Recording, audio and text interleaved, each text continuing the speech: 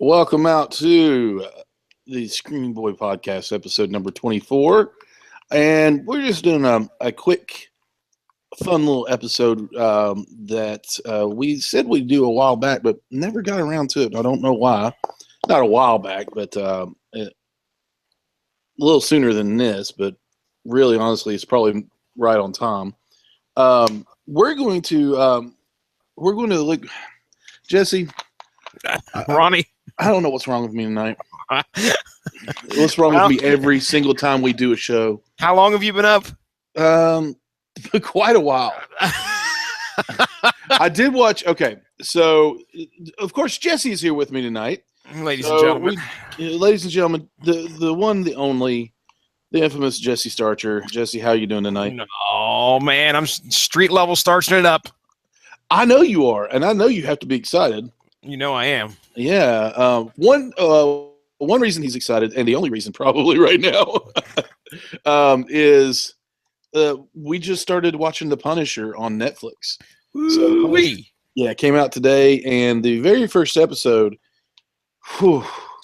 if you haven't watched it, spoilers ahoy real quick, but those construction workers, holy crap, he just ripped into these guys, and didn't even use a gun. Didn't even use a gun. Nope. You don't mess with Frank Castle. You don't with Pete Castiglione. Yeah, that's right. Pete Castiglione. Which is if you probably know this because you're a Punisher fan. That's actually Frank Castle's real name. Is it Pete or is it Francis? Okay, I was gonna say I don't remember the Pete, but I know I've recognized the Castiglione. So Castiglione is his real name, and it's Francis, which is why he goes by Frank. Mm-hmm. So he changed it, like most people of Italian heritage did in the day, because my grandfather was Mario Bavino when he came from Sicily in 1920s,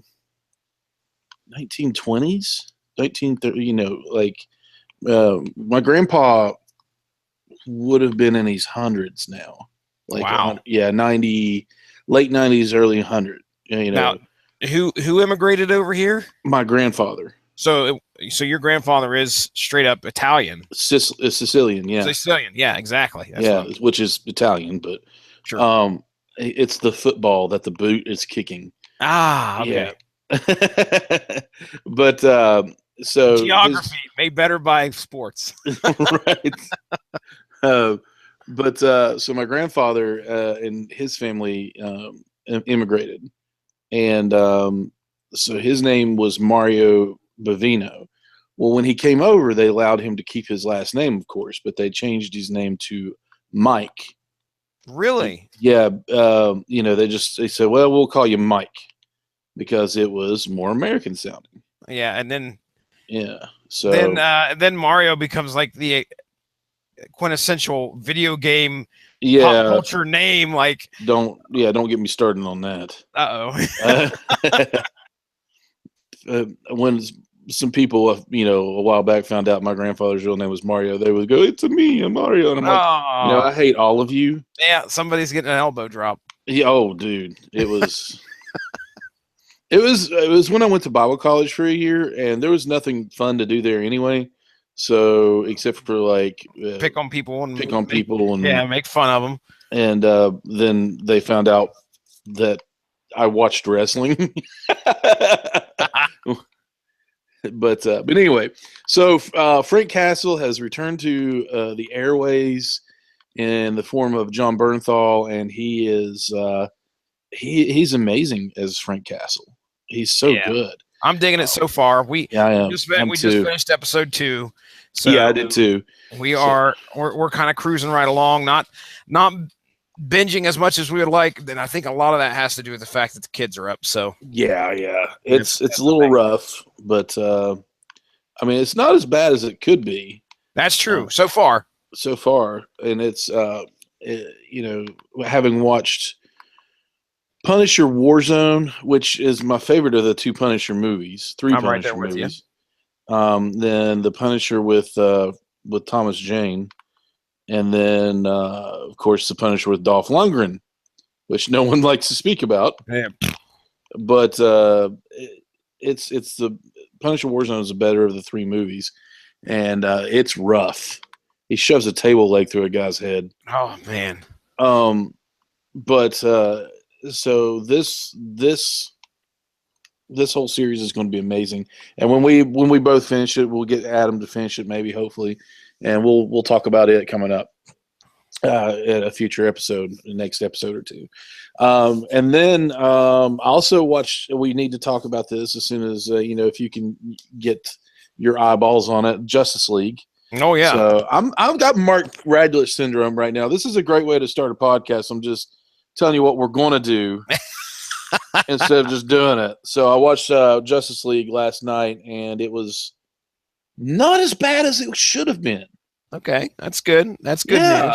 Yeah. It was actually, you know how, I'll say this and then we'll move on. You know how Zack Snyder stuff makes you like question your existence and then go home and beat your head against the wall because you're depressed? This definitely had Joss Whedon's fingerprints all over it. That's good. Yeah.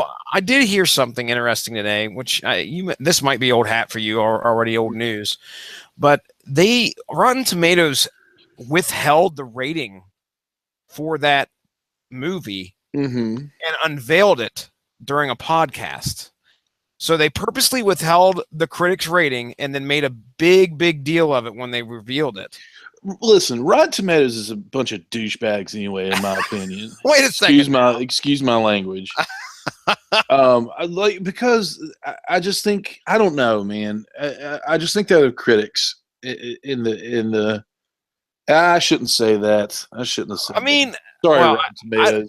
I don't know much about the whole aggregate, critical rating and how they come up with that stuff, other than what I've heard on the podcast. On the 9 times out of 10, when people are trying to be a movie critic dislike something intensely like that, I usually end up liking it.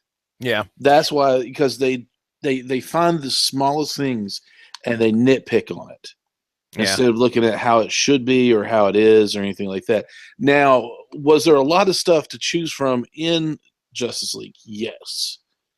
They are justified in some of the things they probably said. I didn't read any of the Rotten Tomatoes reviews or anything like that.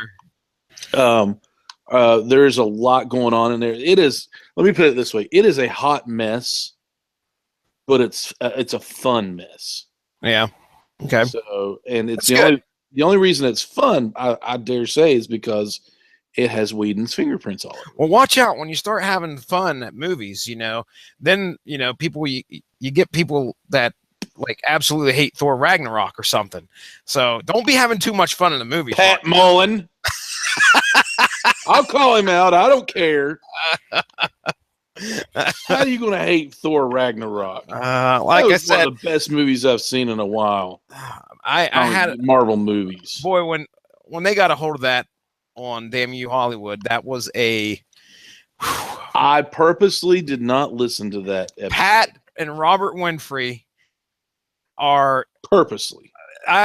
They are.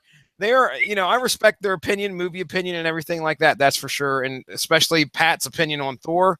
He's what I could consider a Thor purist for sure. Well, yeah. And that was, if you're a Thor purist, you're not going to like Thor Ragnarok. Well, no. There's so much. If you're a Marvel purist, you're not going to like any of the movies, period. But if you're just out to have fun in the movies, yeah. A lot of times that's what you're going to do. And then, by golly, I think it'll be fun to talk about it. It'll be fun to talk about it if we do. Absolutely. But Pat Mullen, Pat, I think the world of you, buddy. I really do. I think you're a great guy, but you don't like good things. Buddy, I shouldn't say that. Pat, I doubt you even listen to this show. Pat would call in right now. If Oh, Pat if we would had a call call in right now. We would have a completely different show on our hands. Yes, It would just be me and Pat yelling at each other. I would be mostly incoherent. I don't understand why you don't like it. And Pat would be giving me logical reasons why, and I'd be like, "No, it doesn't make sense. It's so much fun." But I imagine Pat and Robert Winfrey being like the two old Muppets that sit in Oh my the goodness. what are their names? That sit in the balcony and just yell insults down at the show. For the longest time, Winfrey's Twitter picture was the eagle from it was, wasn't the it? Muppets, which, yeah, I think that was somewhat of a representation, I would assume, as to why he picked that. So, but anyway, all right, tonight, without further ado, Jesse and I have, Jesse actually got me he got me a new addiction. He got me involved in and got me a little taste of something I couldn't really be a part of for a while, but now I can, and I've been enjoying it so much, which is comic book convention or comic conventions. Mm-hmm. So the very first one I ever went to, like as we know them today, comic conventions as we know them today, with the cosplay and the panels and the not just a, I went to one when I was a kid, and I loved it. Don't get me wrong, and I still have fond memories of it today. But it was just rows and rows of tables of comic books, and it was just you trade and you buy and you sell, and that was it. There was no cosplay contest. There were no podcast panels or movie reviews or anything like that. Which that's what some people would call a pure comic book convention, Mm-hmm. an old school one. Which there are still places for that, but I actually got to go to River City Comic Con one year and got to sit in on a podcasting panel with you, Jesse, and a few other with the Dueling Ogres, with the Kapow podcast, and some podcasts about dinosaurs. And so you got me interested in that, and you invited me down. Now, I'll let you if you want to tell us a little bit about River City. Oh yeah, River City Comic Con. It has been around. Oh boy, I want to say since 2011. I know I'm not doing this justice because I should have done a little bit of research, but I know they've been around for quite a while. Yeah. And enough to get their feet wet in Marietta. It's usually run by our good buddy from Kapow, the Pop Culture Podcast, Jordan Lowe, who owns Asylum Comics right here in Marietta, Ohio. And it's been a journey so far because River City Comic Con, usually you can count on them bringing in the vendors to sell comics. That's number one. I think that's always first and foremost on his mind. And he also loves to bring in the local talent from around the area. And it's not too often that he brings in a big celebrity. There's been a couple celebrities that have showed up. I believe, I want to say, I'm going to butcher this. I think it was Ralphie's brother from The Christmas Story. Oh, yeah, okay. I think it was him. It wasn't Ralphie, I don't believe, but I think it was his brother, the one that got, the one in the suit. Yeah, the snowsuit. Yeah, I'm pretty sure that was him. But anyway, they brought in a couple other people that, but it's never a big affair, something like Wizard World or like that. Some of the biggest guests that I can remember was when he offered, or he got Remix Pro to come in. Okay. And usually they would set up a table, and dude, EC3 was there one year. Yeah. The Boogeyman. I have a great story about the Boogeyman and my son, who was scared to death of the Boogeyman. And when he got up there to get an autograph with Kira, Boogeyman did some kind of scary thing that he usually does. Caleb flat out just starts bawling, scared to death. And he it doesn't break character, but he immediately realizes he's frightened the kid, and he is 100% so genuinely nice to him. Gives him a free autograph picture, and Nice. just is really cool. And he was the life of the party. He got there way late, but I'll never forget that Comic-Con because it was being held in the Lafayette Hotel down here in Marietta. And it was a very, very packed ballroom floor, vendors wall to wall. It was tough to move in, but that's where we were, right? No, we were actually, that was the hotel by, I want to say it was the Days Inn. Okay, yeah, it was the Days Inn, yeah. Okay, yeah. So this was Lafayette Hotels, right on the river. And anyway, when he showed up, man, even though he was a little bit late, Boogeyman was the life of the party. I mean, I remember when he picked one kid up and was like running the kid around the floor. He had him on his shoulders and everything. I mean, he was the life of the con. But anyway, River City's always been, about bringing books, I think, first and foremost. If you can get your comic books and pop figures and all that good stuff. The venues have been changing over the year, but I'll tell you about this last one we went to. Okay. Yeah, absolutely. That's the one I'd like to discuss because I know we're going to be talking about your recent cons that you had the opportunity to go to. Now, this one, you didn't have the chance to make it down. No, I double booked myself. I should say up because you are south of us. Anyway, this was being held at a brand new venue. I'm sure as a con artist, as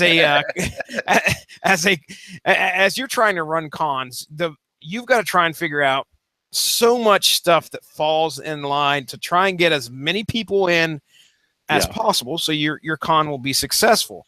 Well, a lot of that depends upon the venue you get, the day you pick, and specifically possibly even the weekend that you pick it in. So this was a new venture for Jordan and River City Comic-Con because we decided to do it at Marietta College this year. This is the first time we'd ever been there because the last 2 years, unfortunately, at Days Inn, there were some temperature issues and it just never got fixed. Oof. This place, let me tell you, this place was great. I'm very glad that they chose this venue. There's still a lot of kinks for myself. I think if we do in regards to like not podcasts, but panels. Yeah, panels and things like that. I think there might be a little bit of work, but I mean, it's a work in progress. You go into a brand new venue, you got to learn a lot. So anyway, it was the wide open spaces, dude. And the place that they had it in, they only used, it was a big gymnasium that I think it's the basketball court for the Pioneers. I could be wrong, but it's huge. And I mean, big enough to where he was able to fit the whole con in it and still have half a building that was draped off. Man. So it's not saying our con's small, but because we fit, I think we fit everybody in there that we've had in the past previous. So it was amazing to see how much space we had. There were a lot of vendors, and it was a very good, I think it was a very good place to have it. I definitely told Jordan, I said, this is the place to come back to. That's for sure. I had the opportunity to be on a panel again, and it was a fun panel with the guys from Kapow. They invited me, and I was very humbled to go and have a good time doing comic book trivia. With the audience. I wanted to be part of that so bad. Yeah, dude. I sat on the stage and we asked. Pretty much here's the way it went down. The Grand Poobah himself, he pretty much asked all the questions. Maybe handed the mic over to us every once in a while. My job was to try and figure out something to come up with and make myself important. So all I did was ask people about their shirts. They came up on the stage. And I think that shirt, man, what are you wearing there? Tell us about your shirt. And then we proceed with the comic book question. But dude, they were giving out prizes, magnets, all sorts of great stuff. And even at the end of it, unfortunately, I don't think we had the level of participation we were expecting, but we went the full hour getting people up there, and we still had prizes left over that we were just giving away for free. Nice. So yeah, it was nice. Costume contest always rocks there. Yeah. And I was very impressed when I went that year with the cosplay level. So yeah. And Jordan does a great job of getting a feel for, you know, who'd be interested in coming in. I think he had the Grandmaster of Cosplay, this lady who really puts a lot of work into her cosplay, and I wish I could remember her name. But this is a whole new world for me as far as cosplay goes. I thought it was just people who like to dress up as the characters, but there are people that are in cosplay groups. You know, dude. That name themselves. You know, they have you know, Facebook fan pages and all this stuff. And I'm like, what? You know, they just dress up as comic book characters, but they put a lot of work in this. I have new respect for them. Oh yeah, dude. They that is for sure. There was one panel that I didn't have the opportunity to sit in on. It was just a lady that was up there talking about crafting costumes and putting certain flair pretty much on what you want and easy ways of doing that.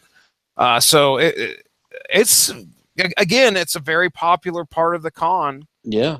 And people love to get their pictures taken with somebody that's dressed up like their favorite character. Oh, absolutely. I learned about a new character while I was on that panel, by the way. Tell me if you've heard of this character. Yes. And I don't know I don't know what publishing company does this. I'm sure it's an independent. Shirtless Bear Fighter. Yes, actually, I've heard of Shirtless Bear Fighter. I don't know if it was from you but I shared something immediately. Like 2 days later, it shows up in my feed. And I'm like, I've never heard of this until the con hit. And then 2 days later, I'm looking at stuff that's popping up advertised. Surprise. You know, the government's got their ears on you, or Facebook's got their ears on you. But listen, I've signed up for Amazon Prime, and it's the most terrifying thing ever. Oh, it's scary. Anything I look up on Amazon is being advertised at Facebook, and I'm like, you know what? Stop it, big brother. No kidding, dude. But yeah, I walked away with a few comics. I always go in there and look for the what ifs, and I was pleased. You know, you find your $2 comics that you're looking for. So next year, I have a feeling that we will most likely see I have a feeling we'll see some growth there. If we can nab that building again, see some bigger names pop up at River City. Very, very, very good possibility. I'm pleased. I didn't have the opportunity this year to go and interview like I usually do. Yeah, I would usually grab some people that are going to be showing up there, talk to them, and then provide like a real podcast reel prior to the con. Didn't do that this year. I don't know. I either didn't feel motivated enough, or that takes some time. It does take some time to get that together. I mean, we both are Apple, iPhone users, and I think they're the best phone you can get for like a podcasting tool. I agree.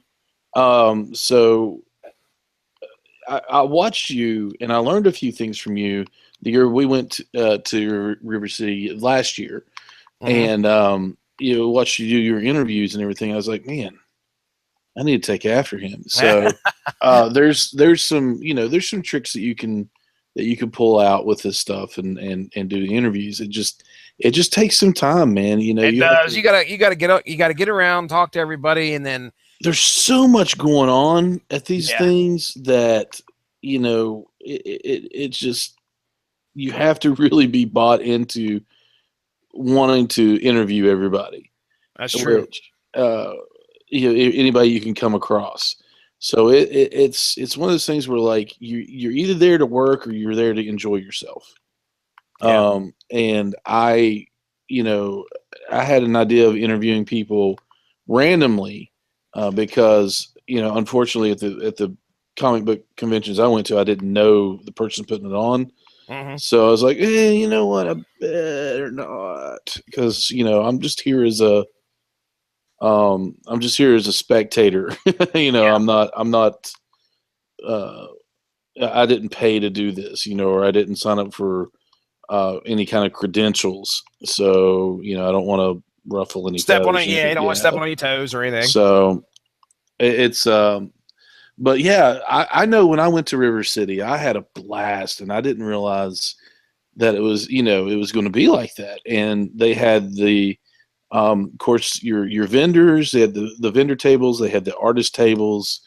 Local artists come in. They sell their paintings or their drawings, their sketches, their comic books that they've done. Their self-published books, things like that.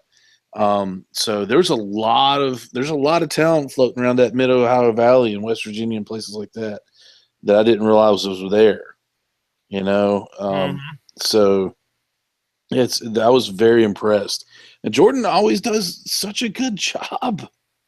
He does. He puts his Gosh. heart and soul into that con, and Mhm. it shows because it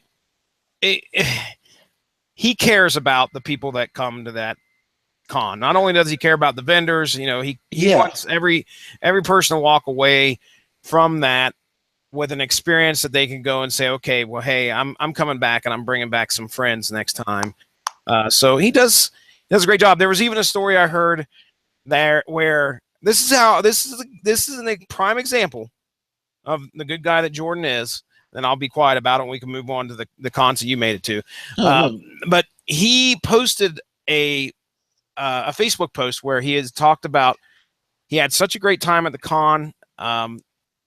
However, he said he found, as he was going through the long boxes, he found like the first appearance of, oh my goodness, it was somebody recent. I want to say it was Batgirl, not Batgirl.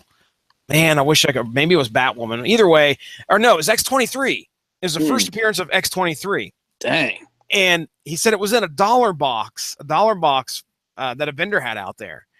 And he was nice enough to say, hey, just to let you know, this is out here.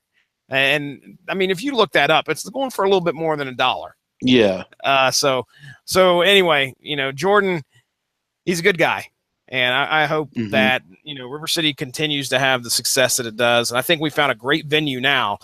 I say we, like I'm part of it. I'm not. I just have the opportunity to go there, and I want to see the place. I want to see it succeed. And I feel like I'm part of that community. I feel like I'm. You absolutely are. You're a staple.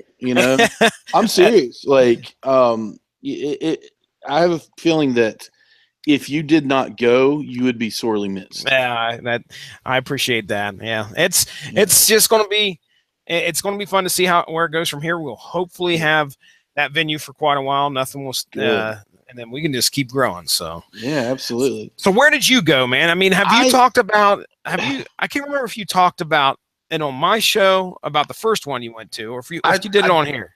I think a little bit of both. I haven't really talked at length about any of the ones I've been to several this year. So my first one I went to this year was Greensboro Comic Con, and I did not realize that the Greensboro Comic Con, this was their very first show, their very first con that they did. And so I had just, of course, most people know that we have day jobs. This does not pay the bills, my friends. We do this because we love it, and we love you. If you're listening, if you're not, start listening. So maybe it'll pay a few bills. If they're not listening, I don't think they got the message. But you know what? Shut up. Don't judge me. Logistics, logic is out the window. You know me and logic. We're not friends. Not friends. I just realized I was very rude to you. Shut up. Sorry about that. Don't worry. I'll cry later. Oh, hush. But anyway, so I just switched jobs. Now, I received an offer that I was from a job I was working in telecommunications, and I used a big fancy word for I was selling cell phones, but I was working in telecommunications, and I received a job from another company doing something, same kind of title, but completely different. And, I got it's just a better opportunity for me, as far as hours and money and things like that. So, completely stoked that I got this. I see, you know what? I'm going to celebrate and I'm going to buy VIP tickets to the Greensboro Comic Con that's coming up. So I go on the site and I bought VIP tickets to the Greensboro Comic Con, which were $25. And I was like, heck yeah, I'm buying VIP for $25 for both days. So Heck yeah. I bought it, and not, and that's at the time I didn't realize that's because this was their first show, and so we got to the venue, which was a hotel in Greensboro, and I didn't know what to expect. Like I said, this River City was my first show. It was my first Comic Con, and so I was expecting something like that, and it was. I mean, it had the same basic feel to it. The same basic. Um, I don't want to say rules, but you know what I mean. Mm-hmm. But the venue that they had was completely different. It was a 3-story Comic Con. So when you first walk in, the lobby is there, and they use it as a lobby, as a foyer, or whatever you want to say. And you walk in, and they had a bunch of cosplay groups that were just chilling there to greet you. They had the 501st Legion, which is a group of Star Wars cosplayers, which are just incredible. I mean, their stuff is movie quality, and if you are interested in joining them, you have to have your your costume has to be up to their standards, but they will help you get started. They're really cool people. So you got to see some Jedi, some takes on their takes on Jedi, on Mandalorians. Then they had the Mandalorian mercs were there, which were completely different, takes on the whole Boba Fett, where he came from and everything. So you had your Wild West Mandalorian, mercenary. You had, things like that. It was really cool to see. And then one girl was dressed as Lady Death, and she completely terrified me because she had the beautiful girl, sweet as she could be, had these contacts in that made her eyes completely white. And when she didn't have them on when I first got there, and then she put them in, I was like, "Oh, where are your eyes?" And she just laughed at me. So so the first, yeah, that's when you first walk in. So downstairs is the vendor alley is what they called it. So vendor alley was nothing but comic book, pop vinyl figures, toys, anything you could possibly sell that had anything to do with any kind of pop culture fan, comic books, movies, video games, anything like that. It was there. So up on the first, that was the basement level, the first level. Second level, of course, was the lobby, and all the cosplayers, I guess you could say professional cosplayers. But off to the left, they had rooms. That's where your panels were, and then upstairs was artist alley. So they had all your creators and all your artists and authors up there. So they actually had book authors, Mm-hmm. and which was that was really that was a first for me. I didn't realize that they had book authors there as well. So when you walk into Greensboro, of course, they ask to check your bag. They make sure you have your tag on. If you're dressed in cosplay, they check your weapons, and if you have anything like an airsoft gun or something that's super realistic, and of course, if you have real weapons, they don't allow you in.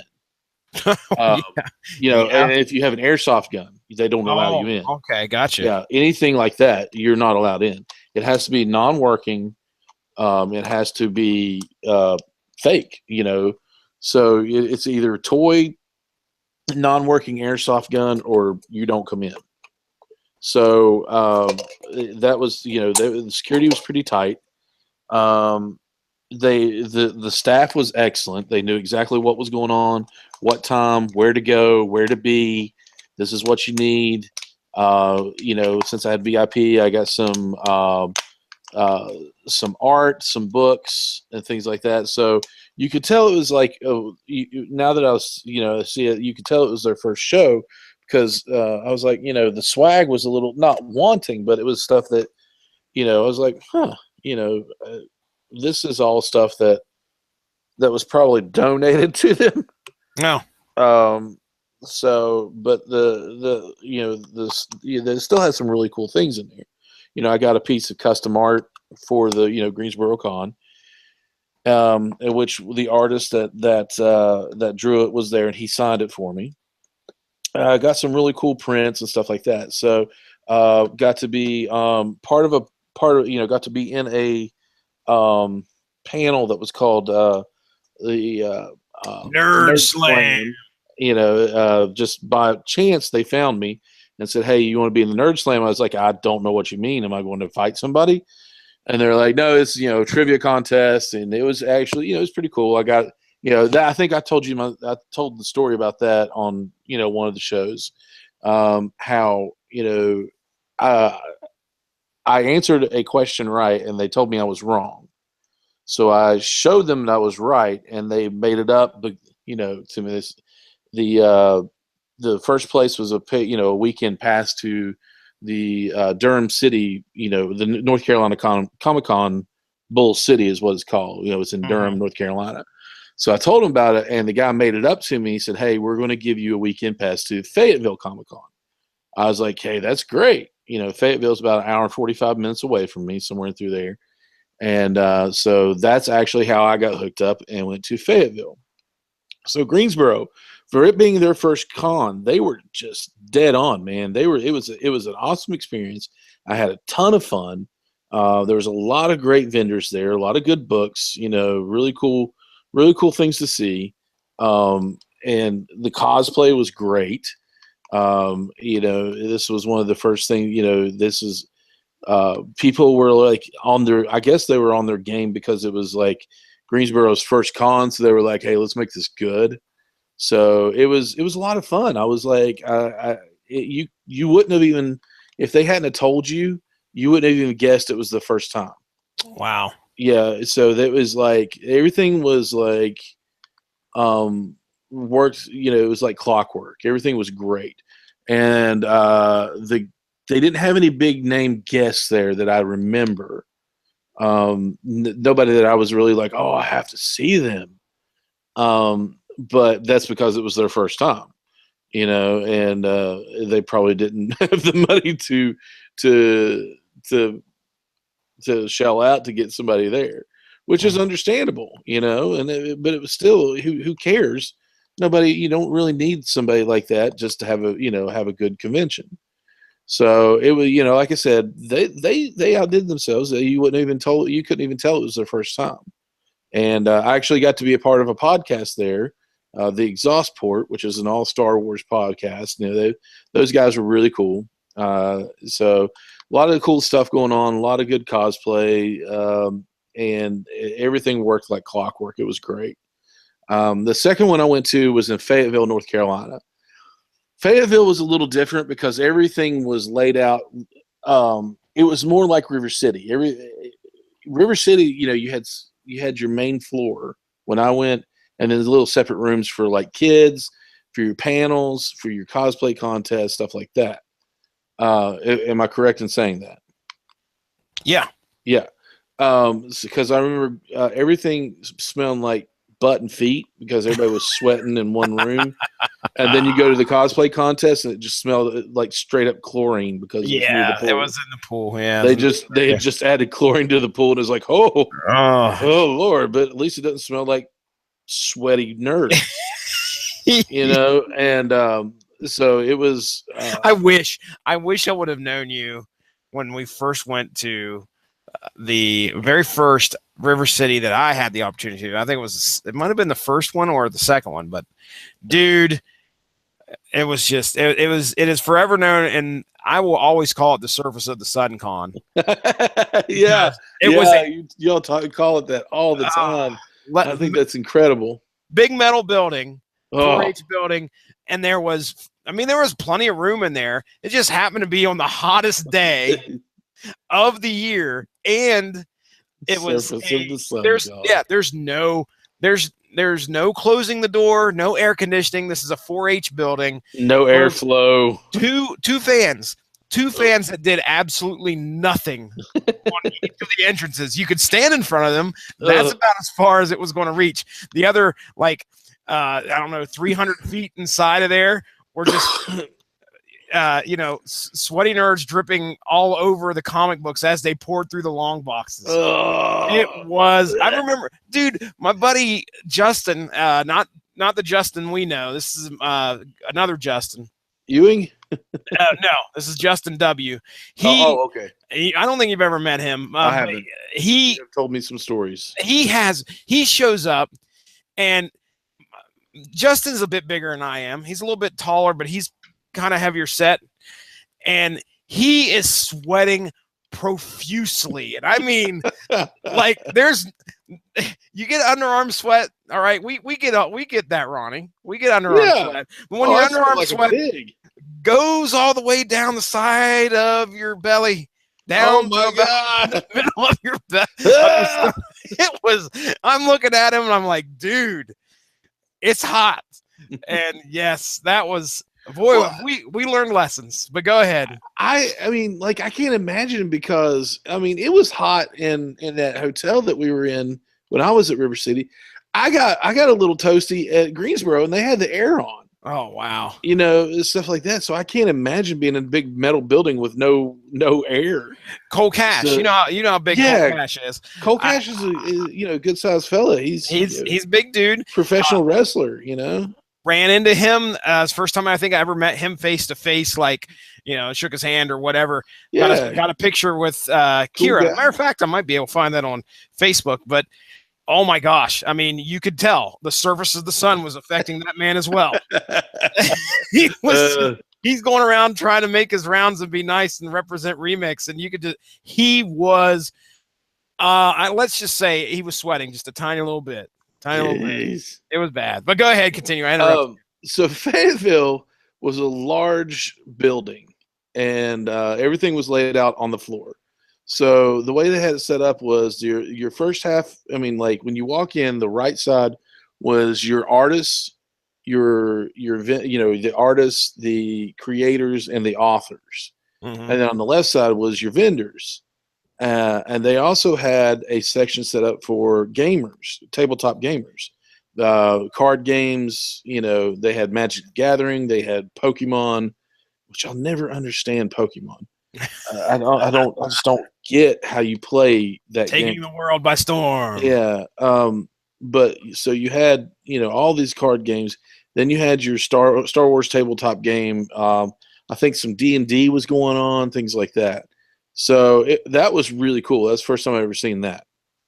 Of course, this was only my third Comic-Con ever. It's the first time I've ever heard of that. Let's say that. Okay. So they had tabletop gaming going on. They had the big, large.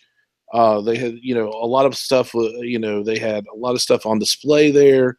They had the car replica. I think it was a replica. I don't think it was the real one. I know it wasn't a real one. But the same kind of car that Dean and Sam drive, the Winchesters drive in Supernatural. You showed me a picture of that. That's pretty cool. Yeah, had the arsenal in the back, in the trunk. And then, the big steampunk TARDIS and the steampunk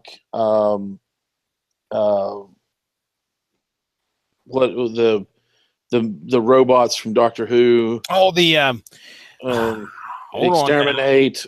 Yeah, they were called Daleks. Yeah, that guy. He was there. I hate Doctor Who. And then they had the the cosplay contest. Nerd Slam was there again. I got to be a part of that. Lots of cool little panels going on. Now, usually when they have guests, they had some good guests this time. This one, you'd had to be in our age range really to really appreciate it. Because Sam Jones, who played Flash Gordon, was there in the Flash Gordon movie. They had Lou Ferrigno, who played the Incredible Hulk.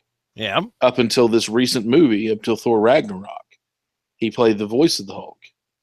Oh, did he really? Yeah, he did. And then Thor Ragnarok, because he had actual lines other than puny God, a few little lines like that. Um, they got Mark Ruffalo actually played the voice of the Hulk this time. Okay. Makes Um, sense. yeah, it does. He has more to say, so they let the actor play be the one that was actually doing the motion capture. They let him do the voice too. Yeah.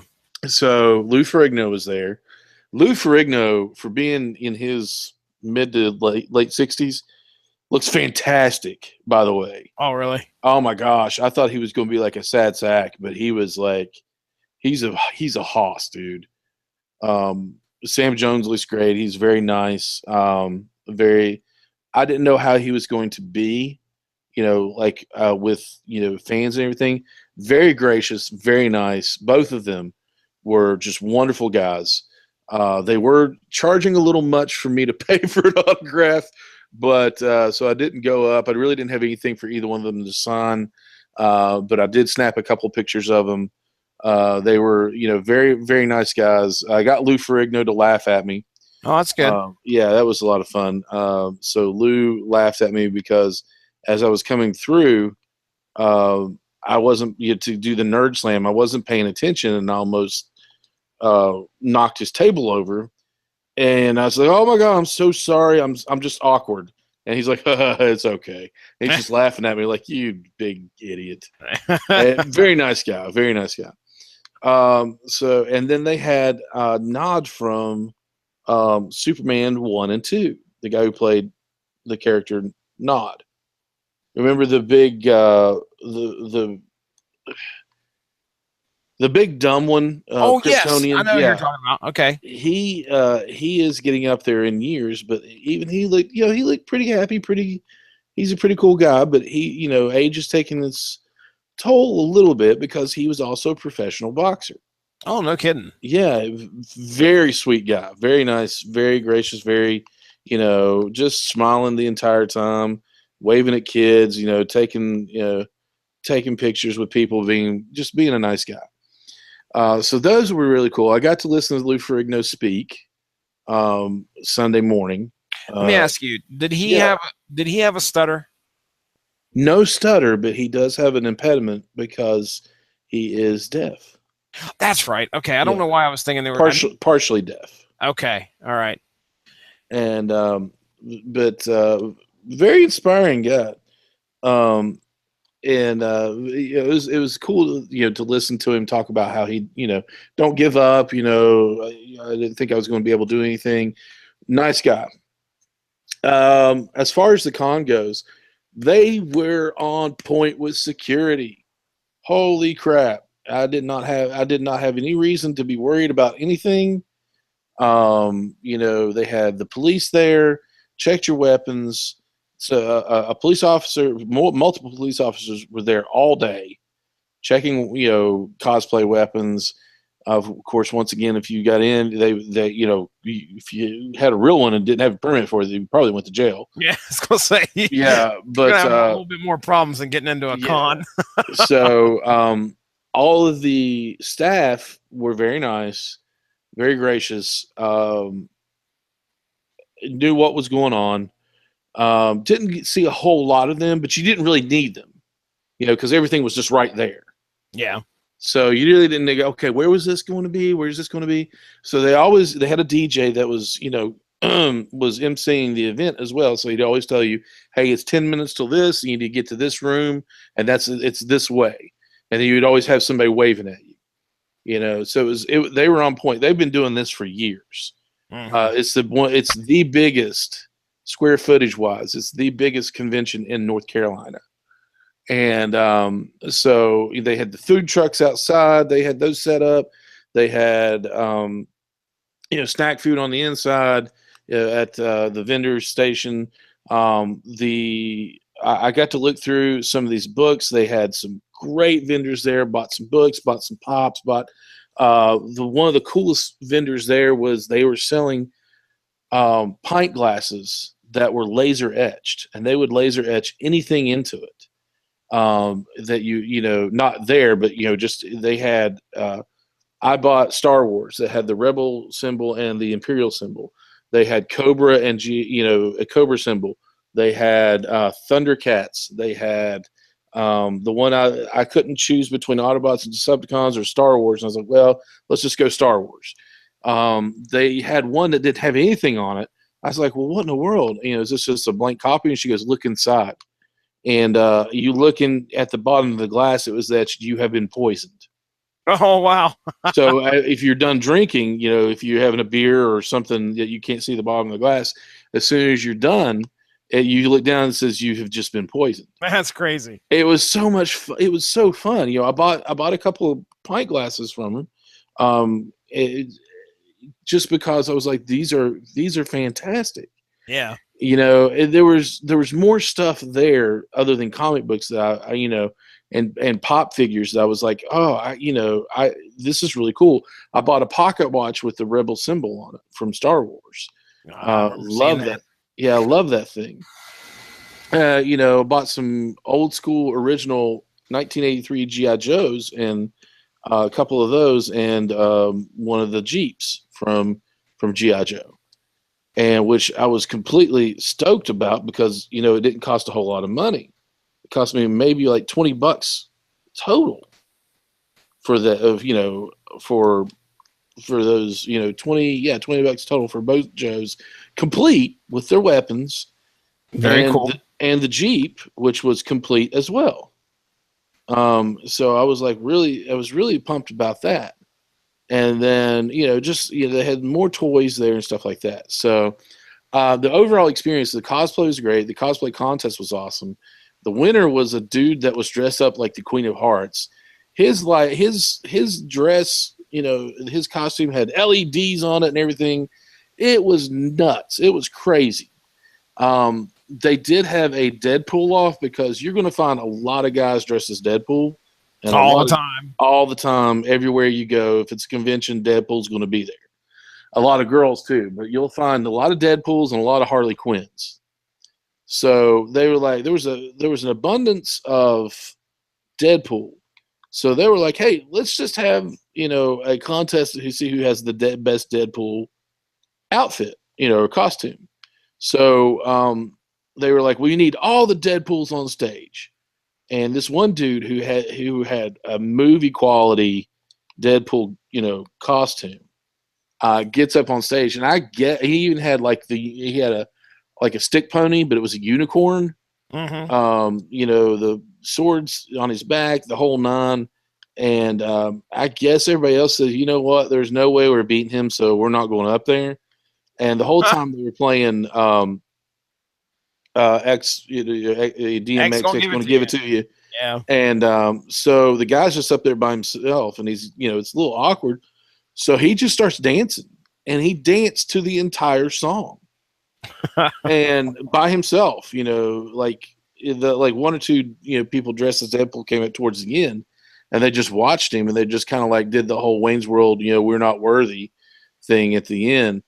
And but that guy was incredible. He was like, he deserved whatever prize he got, because not only did he have the best costume, but he was Deadpool because he was just dancing the entire time. So that was really cool. Nerd Slam was cool.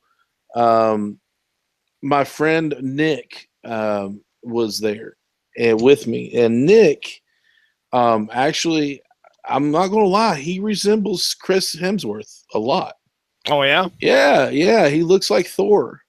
So when Thor shows up and he's wearing an anime t-shirt, because my friend is really into anime, and he's a very talented artist. He can draw just about anything, but he's really into anime. You get a lot of 14 to 15-year-old girls going, oh my God, I love your shirt. What's your name? Who are you? You look like Chris Hemsworth, so I got to make fun of him a lot that day. So I went to both days, Saturday and Sunday of that. It was a lot of fun, met some people, got to be in Nerd Slam, and it was a little overwhelming at first because everything was just there. And then once you get the layout of how everything went, it was pretty easy to keep up with. Now, the two things that I'm missing that I forgot to mention completely was in Greensboro. I actually got to meet one of my favorite books is The Stuff of Legend. Now, The Stuff of Legend is a story about this young kid who it's kind of like Toy Story meets Watership Down. Okay. Um, the Stuff of Legend is this young boy, and it's like World War One. This young boy gets kidnapped by the boogeyman and taken into that world, into the boogie world or whatever, where toys come to life and all this stuff. So his toys, um, they see him, get captured. The young boy's puppy tries to stop it, and he gets, of course, he can't stop it because he's just a pup. So his toys decide that there's something needs to be done. So his Jack in the Box, his toy soldier, the Colonel, his Indian princess, his Native American princess, wooden Native American princess doll, and some other toys, his piggy bank and a few other things. Decide we have to go get him. So they venture into this world to go get him. It's 1944 Brooklyn. I'm sorry, it's World War II. I said one. I meant two. Mm-hmm. So his soldier, the colonel looks like he's from World War One. That's why I said that.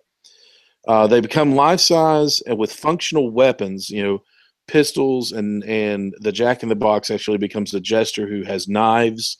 The colonel, of course, has his rifle. The teddy bear becomes a bear with teeth and claws.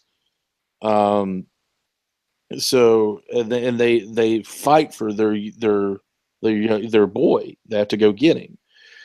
So this like kind of changed the way I looked at comic books a little bit. I love this series. I loved you reading it. It's a phenomenal read. And when I was walking by, I looked up at one of the things and I was like, "Oh my God, The Stuff of Legend." Brian Smith was there. So I was there and I got to talk to him, and so hopefully soon you might see, well, I'm not going to say anything, but Brian Smith is a wonderful guy, great guy. I actually bought the Volume 1 omnibus off of him hardback. He signed it for me, and just stood there and talked to me. He said, "Man, I can't, thank you so much for being, a fan." I was like, "Dude, I mean, how could you not be a fan of this?" I was just, of course, nerding out, geeking out on it. Gushing, yeah. Yeah, I was gushing, and he was just laughing at me. But he's a really, really, really nice guy, really cool guy, down to earth, the whole nine. So it was really cool to meet him. So I got to meet him at the Greensboro Con. Now at Fayetteville Con, I was having a good time. My friend went with me the first day. The second day, I went back to be in round 2 of the Nerd Slam, which I did not win, unfortunately. But I looked around and went shopping a little more at the vendors. And as I was like, you know what, it's been a good 2 days, but I'm tired. It's a long drive back. I think I want to go and go home. But let me go through and just make my rounds one more time. And I'm so glad I did, because uh, as I was going through, I noticed that one of my favorite books was on display in the poster. Kind of like the same instance with The Stuff of Legend. Mm-hmm. I looked up and I just saw a comic book title that I just took a chance on one day and absolutely ended up loving, and that was The Warlords of Appalachia. And now The Warlords of Appalachia, it's set in a dystopian future in Kentucky, and it's I you have to read it. It's such a good read. Have you read it yet? No, you have sung the praises of this book for a while, and I'm really sorry that I haven't had the That's chance all to read it right. yet. I mean, We of course, Boom Studios is who. yeah, I recognize that publisher's name. Mhm. Yeah, I'm hoping to get the opportunity to read it soon because, boy, I'd love to have the chance to maybe talk to the creator of that sometime Yeah, too. You know, Philip Kennedy Johnson, absolutely. written by Philip K. Johnson. And Philip Kennedy Johnson, as I was going through there, I looked at it and I looked up and I said, "Oh my God, Warlords of Appalachia." And I looked down, he's just sitting there smiling at me. I said, "Or did you write what?" He goes, "Yeah, this is my book." I was like, "Holy crap." I said, "You're Philip Kennedy Johnson." He's like, "Yeah." And he's like, "What's your name?" I said, "It's Ronnie. I love your book." And he just started laughing at me because I was being a total idiot. He's like, "Oh my gosh, thank you." And I explained to him at the time that the only reason, the only way I had to read it was on digital, because, which doesn't matter to him because I bought his book no matter what. I'm the one that is at a loss because I don't have a physical copy of it. Mhm. I said, but, I don't have a brick and mortar. I didn't at the time have a brick and mortar store around me. And he goes, "No, I understand. I understand." So I'm sitting there talking to him, and he's like, "Yeah, I've got the book here. I've got some other stuff that I've written, and we decided to come. We got invited to Fayetteville, and then I looked at the book, and I was like, I said, "Are these the ones that you're selling?" He said, "Yes, I'm out of regular copies, but I have a what's it called when it has a different um alternate um Variant. a variant. I have a variant copy here." Now the variants usually go for like $10 or something like that. He said, "But since I don't have any regular copies, I'll give you the variant for $4 Oh my for man. cover price." And I was like, "You dude, really?" He goes, "Oh yeah, absolutely." He said, "You're a fan, you've read it, so $4 for you." And I was like, "Give me all four of them." And he's like, "Really?" I was like, "Yeah, I want one, two, three, and four. If you're going to give me the variant copy, then I'm going to buy all of them." He's like, "Oh my gosh, yeah, absolutely." He said, "And I'm going to sign all four of them for you." I was like, or I thought he was just going to sign the one, the variant copy, but he Yeah. signed all four of them for me. And I was like, "Dude, this is amazing." So, Philip Kennedy Johnson, I talked to him a couple of times on Twitter, and uh, posted about him on Instagram. And I can say that he is willing to come on our show here. No And way. yeah, he wants to do a podcast with us. That's very cool. So I mean, he's just, like I said, just a really nice guy. Philip Kennedy Johnson. He did Warlords of Appalachia. I also bought another um, trade paperback off of him because I had not read most of his stuff. Hmm. And had read his first. I bought his first trade paperback, or the trade paperback of his first story, called "Last Sons of America," and it is fantastic. That is such a good read as well, and it's about these brothers. One is, they both work for this company that acquires children from other countries. They go to families that may be down on their luck or not have any money, or third world countries, because nobody in America can have babies anymore. So Oh. they go and acquire their children and give them money and essentially purchase their children and bring them back to America. And they're like, "Listen, it's a win-win. You're getting money, you're set up, and your child is getting a better life." So a lot of them don't have any other choice but to say yes. So they give their child up, to be adopted. Hmm. And so they actually acquire the wrong child at this point, which is where the story takes off. And the fun the brothers, one is just everyday average Joe, and the other one is actually born as he's a dwarf with a few other physical defects on about him. So it's a phenomenal read. I loved it. I powered through that in a day or in a night. I don't know how many issues there were in that, but it was a great read. He signed that one for me too. So great guy. I got to meet two creators of two of my favorite books. So those cons will always be, like River City was, my first convention, like, like Comic-Con. And these two will always be special because I got to meet two of my favorite, creators there. Awesome. Now, the third one, real quick, was NC Comic-Con Bull City in Durham, North Carolina. It boasted some of the coolest things I've seen. They had it was a 3-day con. The first day, they had an event at night, which was a free concert by a couple of indie bands. I think it was Star Killer was one of them, and I can't remember the other name. The second day at night, they had Guardians of the Gala, which was pretty much nerd prom. They had a movie festival all weekend where they were showing older films like King Kong versus Godzilla, Blade, Terminator, Adventures in Babysitting, The Last Starfighter, just movies like that all weekend. So that's some classics right there. Yeah, just playing it all weekend. And the convention, the Durham Convention Center actually has a couple of movie theaters in it, so you got to watch it in an actual movie theater. So they had a couple of guests. They had I can't remember his name right now, but he played Deadshot on Arrow. He was there. Can't remember his name. Gosh. Here's the thing: I don't watch any Arrow, and for some reason, I swear I've heard his name before. I'm sure you have. I mean, you'd think I was, I was actually prepared. I thought I was, but there's a few little notes that I'm missing apparently. I'm looking here. Hold on. Is it? Well, now that is.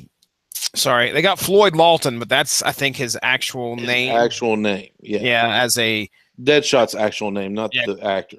Yeah. No, I don't have the. Michael Rowe. There we go. Michael Rowe.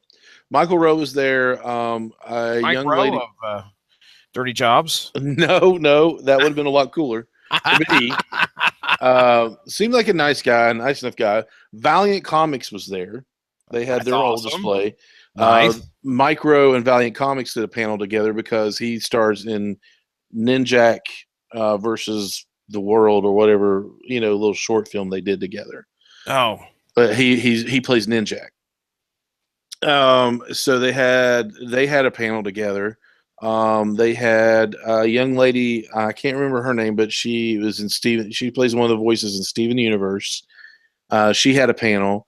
They had a cosplay panel, but the big name there was Rob Liefeld. Rob Liefeld was there. Okay. I've got to ask. Okay. Yeah. I know you're going to talk about it here, so I'll let you speak here in just a second. But, I mean, you got to sit in on a panel with this guy, right? Tell me about it. Hyper. Really? Hyper. That guy. Stop moving. Old is he? Like, I mean, he's 50. He's 50 years old. Just turned 50. Wow. He told us that he just turned 50.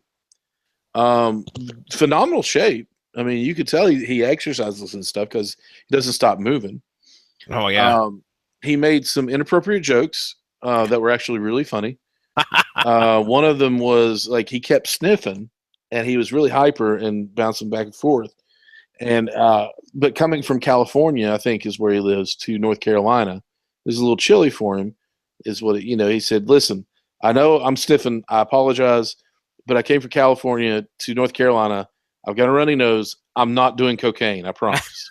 I was like, all right, we'll take your word for it. But so there was a gentleman that was dressed he made his own cable costume, and he was awesome. The cable costume was phenomenal. He actually got pointed out by Liefeld in the middle of the panel. It's like, dude, I didn't even see you. I don't know why. That cable outfit is great. I want a picture with you. That's so cool. So he talked about, Deadpool. He talked about his family. He talked about how Deadpool is feeding his family. He talked about the invention of cable, New Mutants, how when he first broke into the scene, he worked for DC on Hawk and Dove. And then when he was working on Hawk and Dove and turned it around, Marvel called and invited him to work, and he said, "And I will tell you this." He said, "The best comic creations are when you rip something else off and make it your own." And I was like, "What?" He said, "Basically, when I created Deadpool, I took Spider-Man and gave him swords and swords and guns." And I told him that. He said, "Listen, I want to do this character, and he's basically going to be Spider-Man with with knives, swords, and guns." And they were like, "Do it." So of course he developed Deadpool a little more, and Deadpool's whole backstory of dealing with cancer came from from a life story Oh, of really? yeah.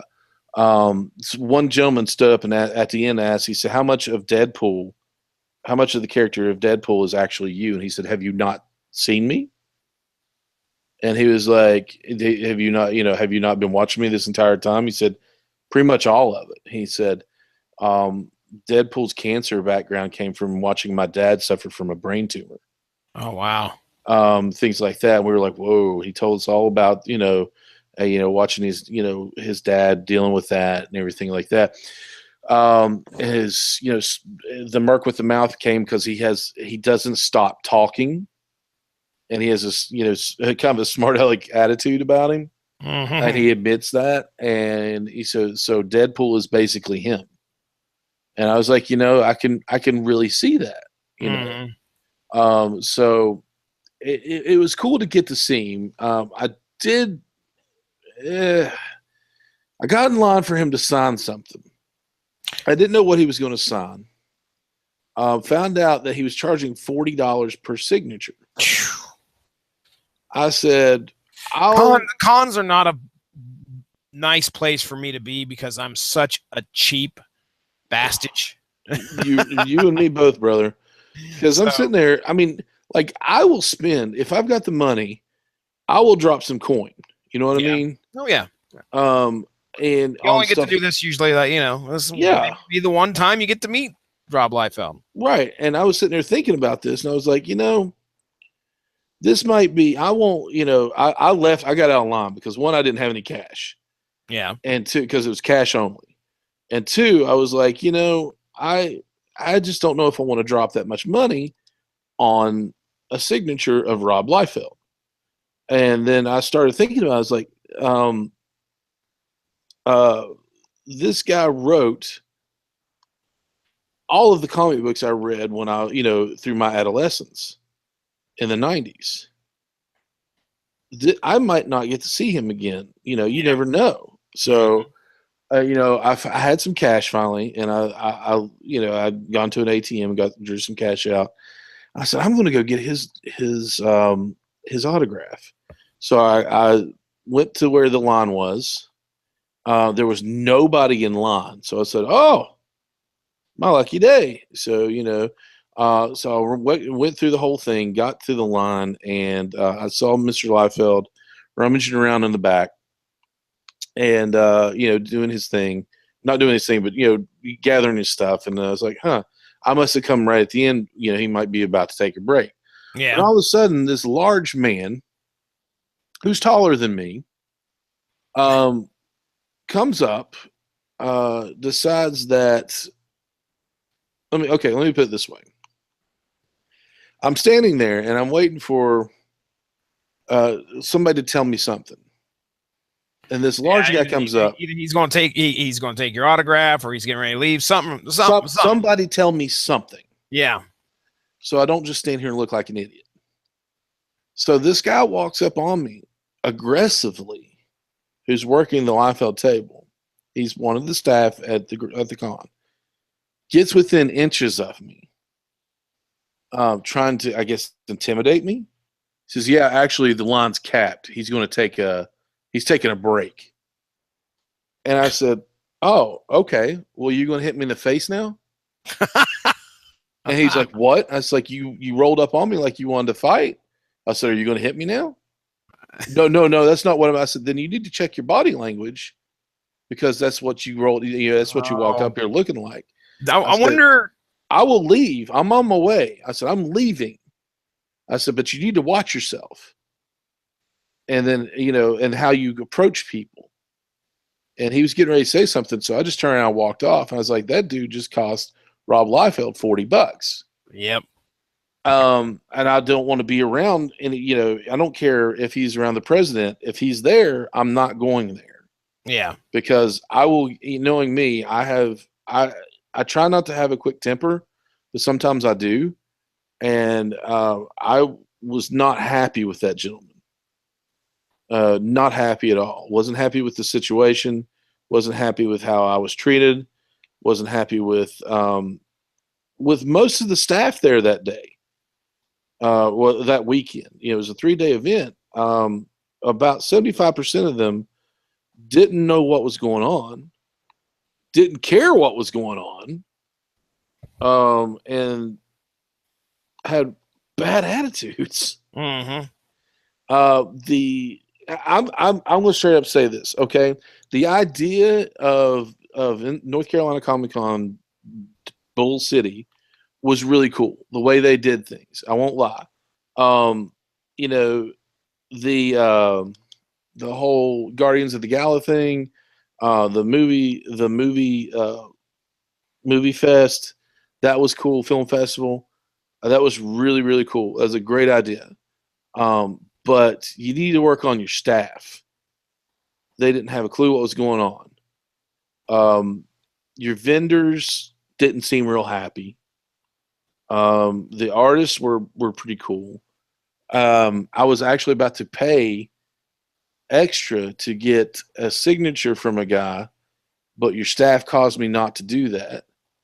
I'm talking straight to you, North Carolina Comic Con, and actually, when I reached out to them, it bothered me. So I said, you know what?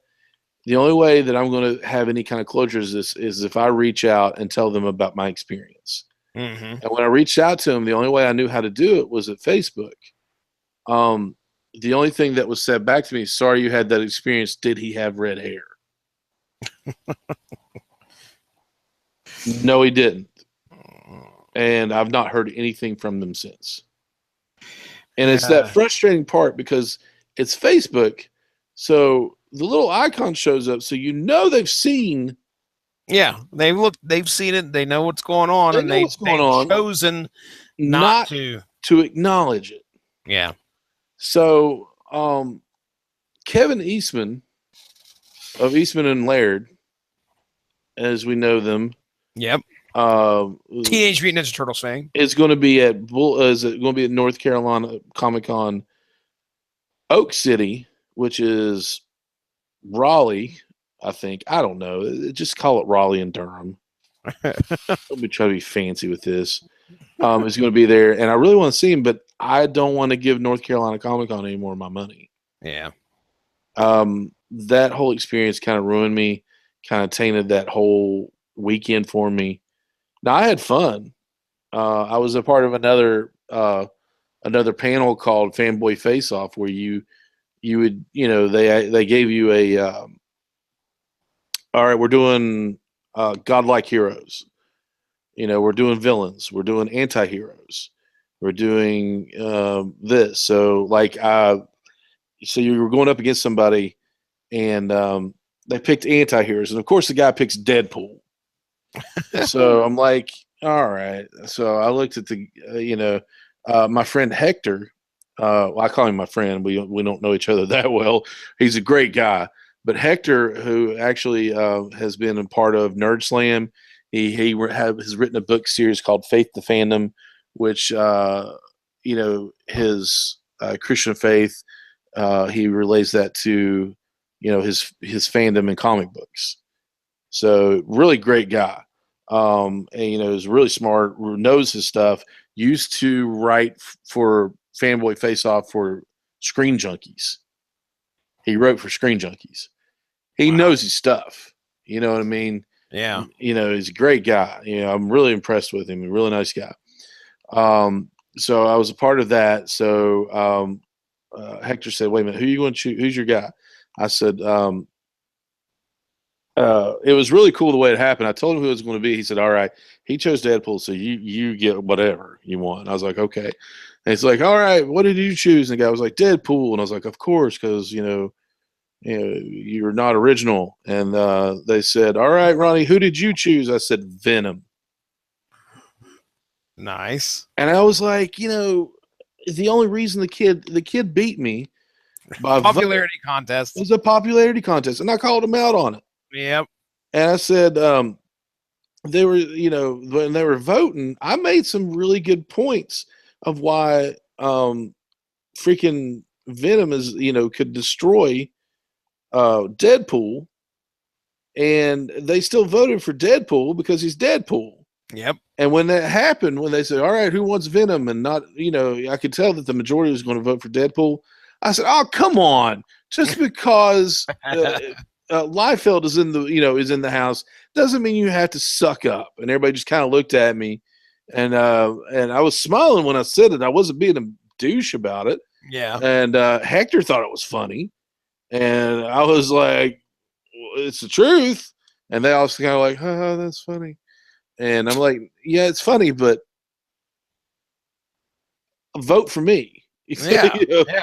But that was cool. But my overall experience was tainted to the point of I won't go back because of the staff and because of certain ways that certain things that were done. And you're not the only one that I've ever heard talk about issues, not just now I've never heard anybody talk about issues with staff at that particular con, but at cons all across the nation. I've listened to plenty of podcasts that have reported on on cons that they've went to. And sometimes security can be a real issue. Security at North Carolina Comic Con, or at this one, was a joke. Really? They did not check my bag. I left and came back multiple times to drop things off in my car. They didn't check my bag anytime.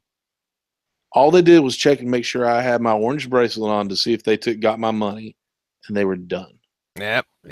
I mean, and there's things that factor into that, such as unpreparedness, or it's either that or it's the fact that you just may not really care too much about trying to handle things like that.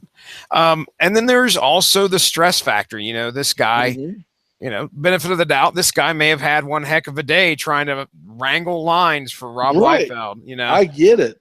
And if they came back and told me that, hey, he had a bad day, or if he had even said that, man, I'm sorry. Yeah. I've had it's been a long day. Hey, dude, I understand. My fault. I didn't mean to get salty with you. Yeah. I would have bought him a beer, or I would have, something, or a Coke, or a hot dog. I don't know, something. I would have been nice to him. Yeah. And but the dude's attitude sucked. Yeah. And most of the people that I talked to, their attitude sucked at this place because nobody knew that Rob Liefeld was going to charge for his signature. Oh, nobody wow. knew. And when they did tell us, they told us $40.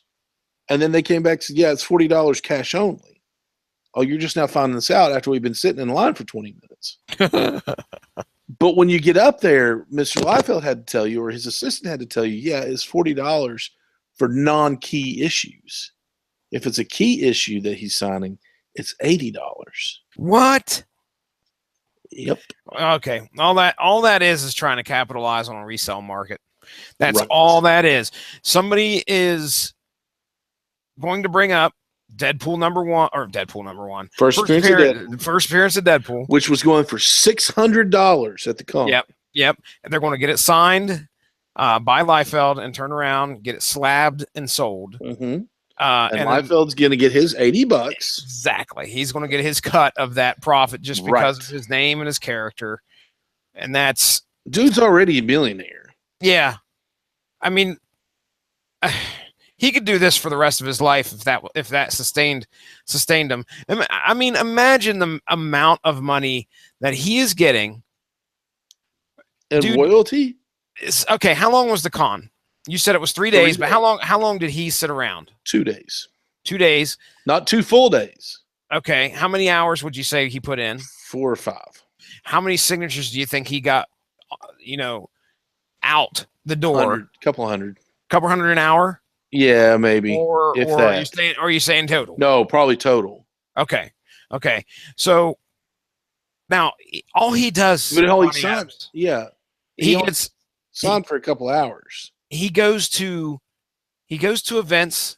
I'm sure they put him up in a hotel. They pay him. They pay him. He sits down, signs his name, Cash only, takes a picture, tax free, and gets paid for that as well. This guy, cash only, no receipts. I know, dude. There's no paper trail. There's nothing. Tax free. It's all coming in, and I don't understand how this guy's not. Well, no wonder he's excitable at as a 50-year-old. I would be pretty darn excited too. Yeah, if I was getting money like that. I'm not gonna. I can't begrudge him. No, it's Make just your money, son. I get it. We can be jealous. Yeah, no, and that's for sure. He was really cool to everybody in the panel. He looked at us. He said, "Listen, we had these exclusive Good Housekeeping books made up. It has Deadpool on the cover. It has Ryan Reynolds. He called him Ron. It has Ryan on the cover. It's got jokes all through it. It's an actual magazine. You look at it. It's got articles and everything in it. It is a parody issue of Good Housekeeping with Deadpool. Deadpool jokes in it. Holiday. Holiday jokes. What was it? Something about roasting your chestnuts, of course, something about nuts, meaning his testicles. But sorry, I did. But, we had to elaborate. Had to elaborate. Things like that, and you can't get them, and they don't sell them anywhere. Yeah. They were given to people, as promotion pieces by a street team, and he gave everybody in the panel one. Wow. So I got one of them. He said, "I tell you what, I'll sign the first 50, and then we'll see how it goes after that." And I'm like, "Oh, he must be signing this and this, this and a comic book." I get it. You probably only get one signature on one thing. He's not going to sit there and sign all your comic books. I get it. But then I found out he's charging $40, but he wasn't signing. He wasn't charging for the first 50 signatures of those Good Housekeeping books. I see. Okay. So, I get it. I get Liefeld's point on it. I wish he hadn't been charging, so I could have got his signature, whatever. But if you're going to run a Comic-Con, and I say this like I'm an expert. I'm not. I've only been to 4. But I think I've seen how they run, and I've seen how I think they should run. I've not been to San Diego yet. Not been to New York yet. I say yet. Like I'm actually going to get to go. But I haven't been to these places yet. But I'm sure that they're downright crazy how they run because they're insanity. These things, I know somebody said she'd been to, 5 San Diego Comic-Cons or something like that. And she was actually, she was working as an event host, event coordinator. So she coordinated events there for somebody. They got their table there, quote unquote, and she coordinated that for them. And so she said it's crazy. It's just it's like it's a whole different world, which is what a Comic-Con should be. A whole different world where you feel comfortable and what you like and what you're a fan of. And you're going in and you're like, I feel like playing D&D. Oh, look, they're playing D&D over there. Or, hey, look, let's play some Magic. Or, hey, look, I really enjoy this comic book. I'm going to go buy some. Or, anything like that. I actually found some key issues that Josh Calanders, not key. I found some issues of Fantastic Four runs that Josh Calanders was missing. They're key to Josh. They're key to Josh. And I got them from this guy that, he was like, what do you need? I've got everything right here. And he had long boxes upon long boxes. And he cut me a deal because I was like, hey, I'm picking these up for a friend. So, oh, hey, well, here, let's get a deal going. And then another guy was there. He had everything was either cover value or $2 a piece. You know what I mean? Depending on what they were. Yeah. And about 2 or 3 o'clock on Saturday, he looked at it. He had a ton of books left. He goes, I don't want to take any of this home. Everything's 2 for $1.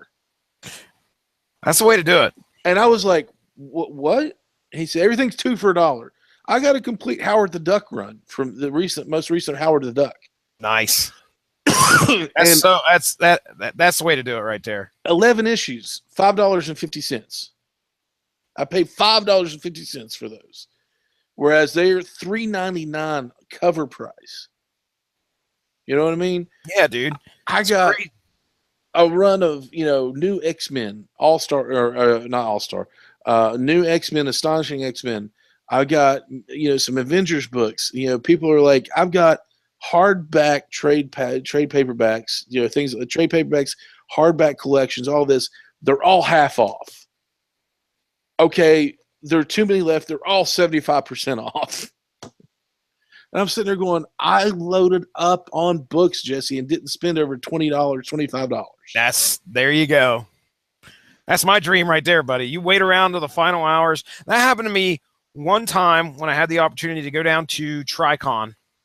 Yeah. And when I was down at Tricon in Huntington, West Virginia, it began to slowly fade to black as people were loading up everything and walking out the doors. And then, we still had about an hour left to go. And a guy told me, he's like, that guy over there is making some great deals on toys. And I'm looking for stuff for my son. Mm-hmm. And yeah, dude, I walked over there and he's ready to get out of there. And they will make a deal with you because they don't want to carry all that stuff around all the time. Yeah. Their best possible thing to do at a con when you're a vendor, I would assume, is like walk in there with a ton of stuff and sell every single thing. So when you walk out of there, you, number one, can pay for your spot as a vendor, and then have a bunch of cash left over, nothing to take home. Right. No physical labor involved. I don't know the name of the book of the store, but these guys have, God, I don't know how many thousands of books in long boxes lined up on these tables. They have multiple tables. So they also have pipe and drape in the back and racks. They could put their quote unquote wall books up, the more expensive ones. And I was sitting there, going through stuff because I needed a couple of issues that I was missing from the other guy, from the 50-cent guy, the 2 for $1. And I was looking through their books, which were $1 a piece at this point. I was like, I'll pay a couple of dollars, I don't care. I literally handed the guy $2 for a $15 book. I found out, he didn't want it. It was in the box. It was $2 a piece. And I was like, here you go. And he's like, oh, you got a good book there. Walked off.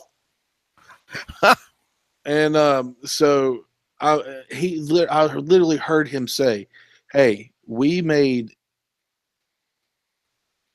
started making a profit just off our wall books. Now I found out that it's probably like $700-800, if not more, at these places to get prime table space. Really? Yeah. So they made their money back off their wall books alone. Wait. Are you saying $700 to $800 for a table? For multiple for tables. A good, okay. Get a spot for a square. That's insanity, dude. But I understand it's a big venue, so yeah. So, and there wasn't a whole lot of vendors there this past weekend either at the Bull City Con, at the Durham Con. I mean, because they're charging so much money. But this one I found some good deals. I couldn't help it. I was like, I didn't spend a lot of money, but I got a lot of stuff. I got like books upon books. I probably brought home 55 books. That's awesome. $25 to $30. That's including Josh's stuff. So I was insane. This is the glory of Comic-Con. And I found Captain America. Oh, I got a little story about my Captain America figure and Red Guardian. And the reason I got Red Guardian is because he's Captain America's counterpart from Russia. You still there, Jesse? I'm here. Oh, great. Okay. So I've got Russia and America, with their shields. And the Captain America figure actually has Capwolf, the head. Oh, he put his werewolf head on. That's so cool. So I'm sitting there looking through these figures, these loose, and they're Marvel Legends figures. They're nice. multiple points of Yeah, articulation, the all the articulation, the legends are yeah. awesome, dude. So, and they're like $5-10, a piece, whatever he's charging for them. And I'm like, these are good prices for these, $5, whatever. So I'm looking through them, and this guy looks, oh, hey, look, it's Captain America with his werewolf head. And I went, and I love Cap Wolf. I actually had some issues of Captain America where he first turned into a Cap Wolf. Yeah, buddy. And he had to fight Wolverine and Dr. Druid. They were trying to help him. Dr. Druid, who was a worthless Stephen Strange. Worthless Stephen Strange. Knockoff, yeah. Oh my gosh, he's dead now. So he's one of the heroes that everybody forgot about, and they're like, oh yeah, he died, and they didn't bring him back. It's because nobody liked him. So I'm sitting there, I was like, dude, I've got those comic books at home. I was like, I didn't see that. And I was like, if you're not, if you weren't going to buy that, I would like that. And he goes, huh, well, you know what? Yeah. And just held on to it. What? And I was like, are you serious right now? Because I'm sitting there holding Red Guardian. And I want that Captain America. And you're going to be a D-bag about it after I ask you and just say, you know what? No, I do want this now. So he's going through these, and I'm going through them, and I'm trying to find another Captain America. And I'm finding Captain America, Winter Soldier. I found the Bucky Captain America, which was pretty cool. I should have probably got it too. I found all these others, and I was like, there's nothing else here with Cap Wolf. And I was like, there's no sense in me getting Red Guardian if I can't get Captain America because there's not another one in here. So screw it, and I just threw it down. Oh. And I was like, there's no sense in it because I guess you're going to buy it. And I was like, it's a toy and I'm a grown man, but still, that was a jerk move, man. Yeah, what a jerk. And he said, well, you know what? Here. Like he was doing me a favor. I was like, are you sure? And he goes, yeah. I said, sweet. And I grabbed it out of his hand. I grabbed Red Guardian and I grabbed something else he was looking at and paid for him and left. I can't remember what it was because I just did it to be a jerk. But I got that. I found a place that was selling pop vinyl figures on the last day. That's what I was going to ask. Did you get any pops? $2 for $1. I mean, two for one. I was going to say, geez, $2 for $1. Not for $1. 2 for 1. I got Tom Servo and Crow. Nice. Buy one, get one free. Very cool. Mr. Science Theater. I also got no, I'm sorry. Yeah. I got April Ludgate and April Ludgate. And Andy Dwyer from Parks and Rec. Oh, yes. Okay. I got them for $8 a piece. Nice. Or something like that. So it was like below what they're worth, like a couple of dollars, and actually found my white whale. I got a Kevin Smith pop. Ooh, very cool. I also got a couple of I paid a little too much on the exclusive side, but they were worth it. So the regular ones I got for a good deal. The Chase figures, I probably should have haggled a little bit, but I didn't. I did on 2 of them, but I didn't on the others. From Stranger Things 2, I got Max, her Hot Topic exclusive, with the Michael Myers mask on. With the up over her head, she's holding the knife in the Halloween bucket. Mm-hmm. So I got Max with her costume. I got the Kevin Smith pop, and then from Shaun of the Dead, I couldn't figure out which one I wanted. They have his friend Ed. They have regular Ed or zombie Ed. I was like, I don't know which one I want. Did any of them come with a PlayStation controller? No, they came with the shovel. Oh, the shovel.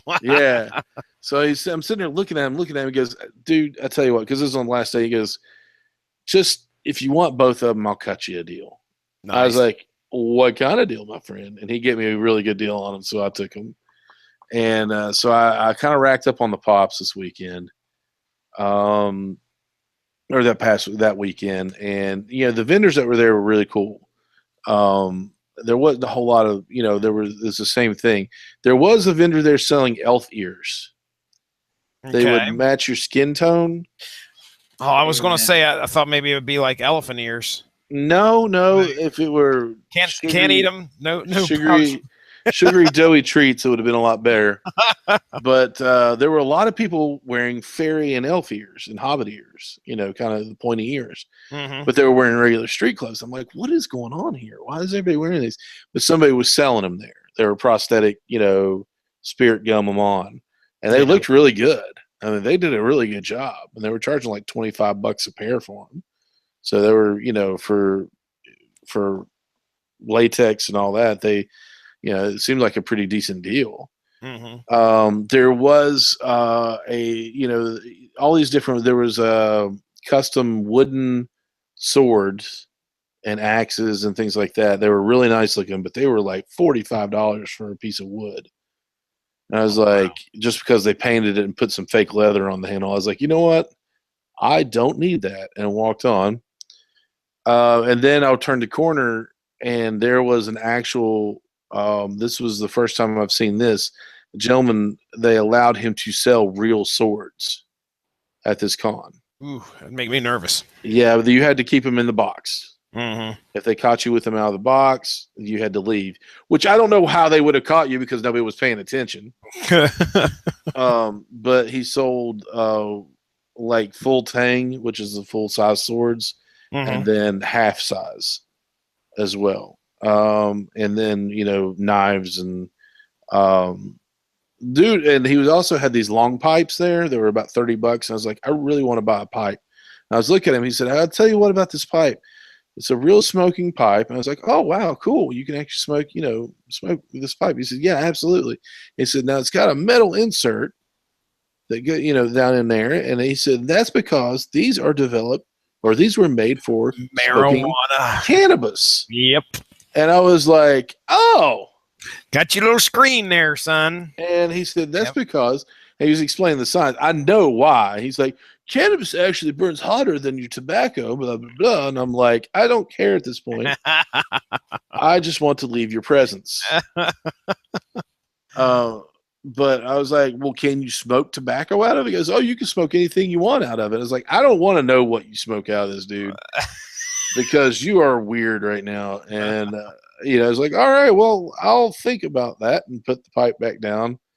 But it was like a straight up Gandalf pipe, long, curved. Oh, yeah. On it. Yeah, it was really cool looking. So, Samwise Gamgee, have you been eavesdropping? Oh, I ain't been dropping no eaves, sir.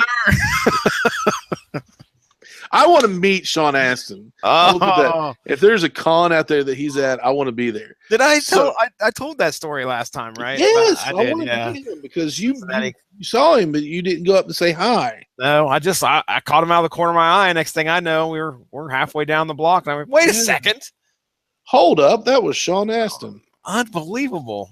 So, but with that, I'm going to give him my ratings. Oh, sweet. Like River City gets an A+ every time. Okay, because he knows what he's doing. I would say, as it gets bigger, he's going to need to step up on the security a little bit because, I don't think they were doing bag checks or anything like that. But you pretty much know everybody there anyway. Yeah, we're small time so far. And yeah, but as it gets bigger, yeah, when it increases in size, yes, that's exactly right. It's going to require some kind of security force or something like that. I'm sure. Other than that, I mean, like he knows what he's doing. He's got it going on, man. He gets an A every time. And out of the three I went to, for experience, I'm going to have to go with Fayetteville. Because there was so much to take in, and I got to meet Philip Kennedy Johnson. Yeah. For knowing what for like efficiency and knowing everything that's going on. You go here, you go there, you do this, and because I got to meet Brian Smith, it would have to be Greensboro. Man, they absolutely killed it. They were great. Yeah, their staff there was fantastic. And they like boom, boom, boom, had everything laid out downstairs, upstairs. You go here, you go there. Hey, no problem. We're glad you're here. Thank you for being here. Hey, did you make sure you got your art because you're a VIP?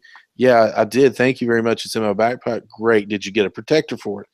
Um, no. Well, oh shoot. Well, here, because you're VIP, the protective sleeves are only $5. Everybody else they're like 10. I was like, seriously? I was like, well, here's a $5 bill. And they're like, well, here's your plastic protector.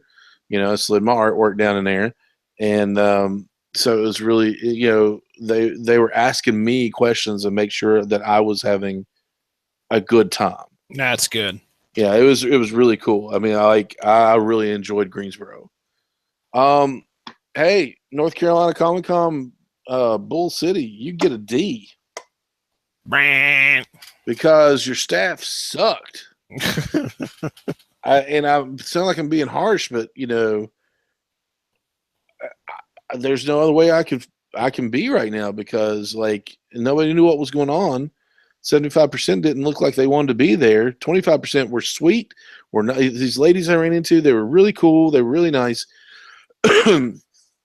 They were selling specific, North Carolina Comic Con, the comic book, all this, T-shirts, all that. They had special comic books written up for it, and all this other stuff.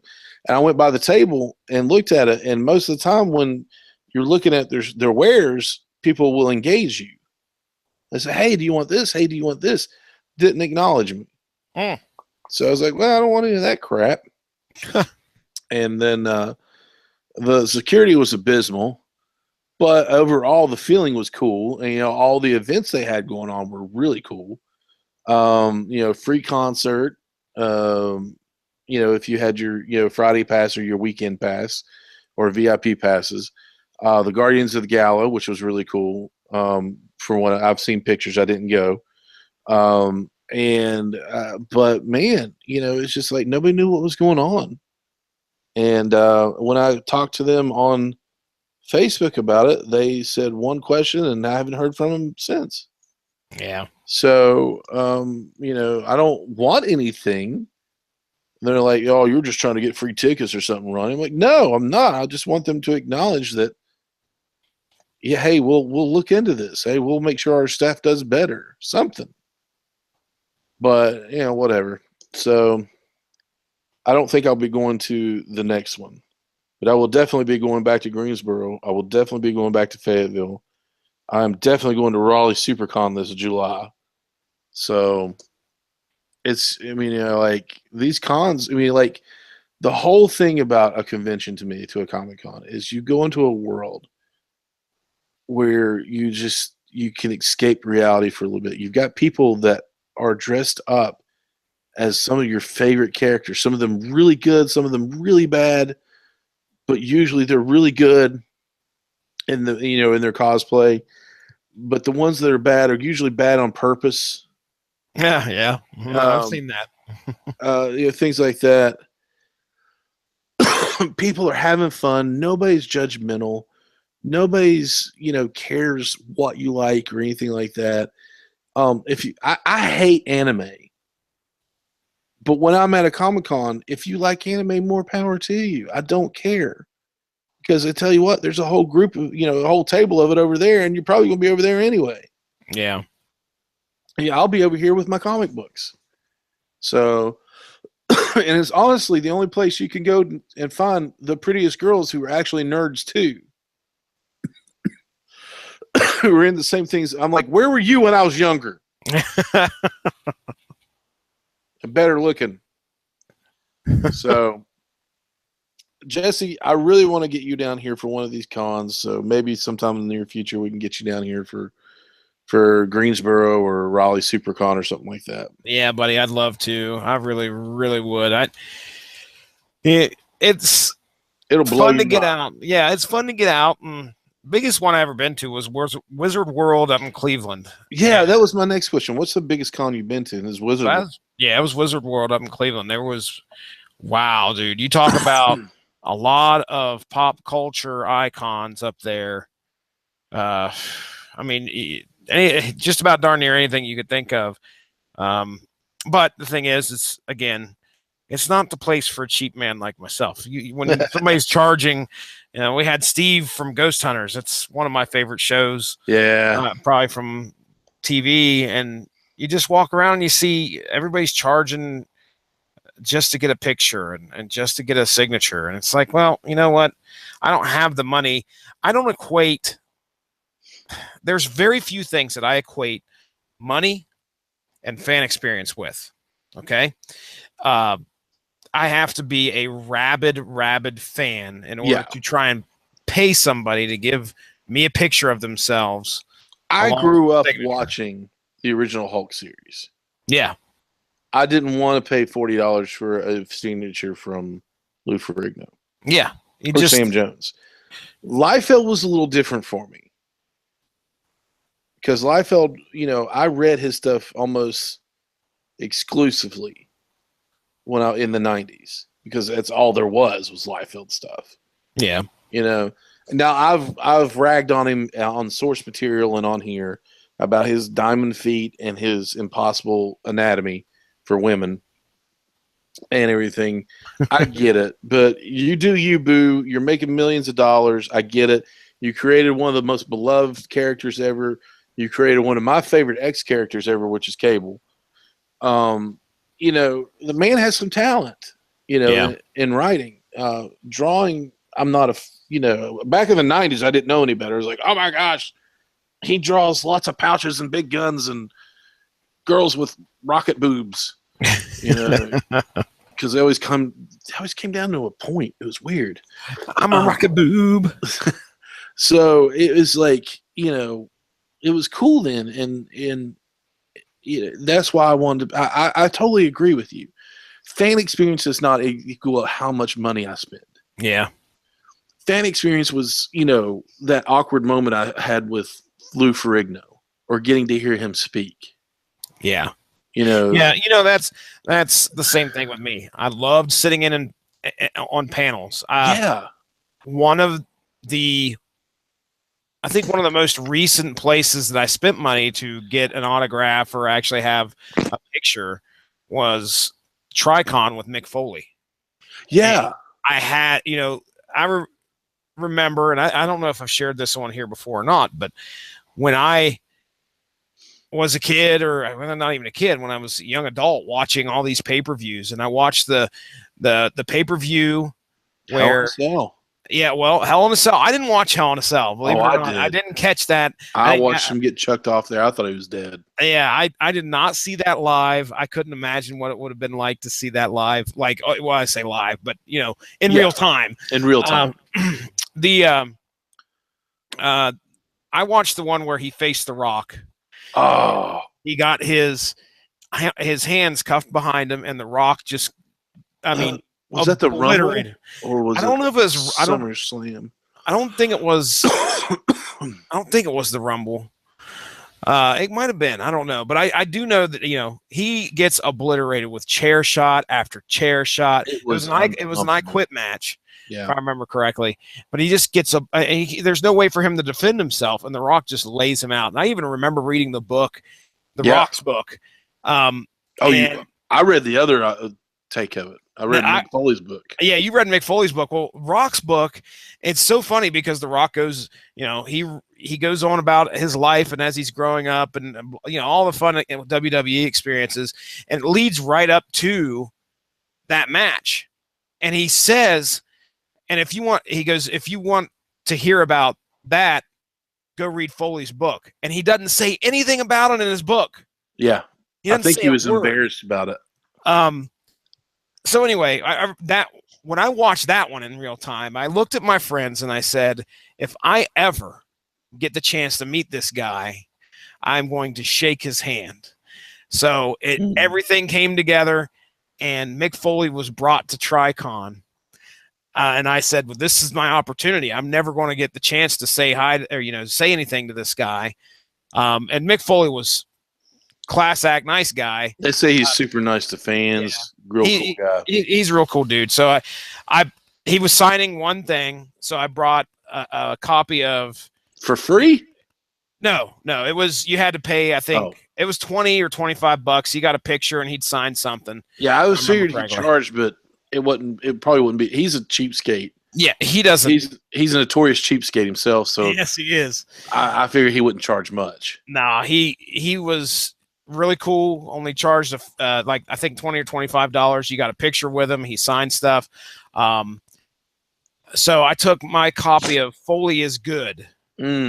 It was, I didn't have a copy. The second book. Yeah, I didn't have a copy of the first book, which is the one that I've read page after page after page. I've read it 2 or 3 times. So good.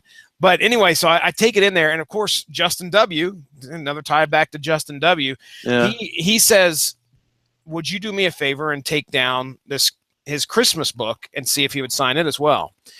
So I sit there and I look at him and I say, number one, I said, can I get a picture of me shaking your hand?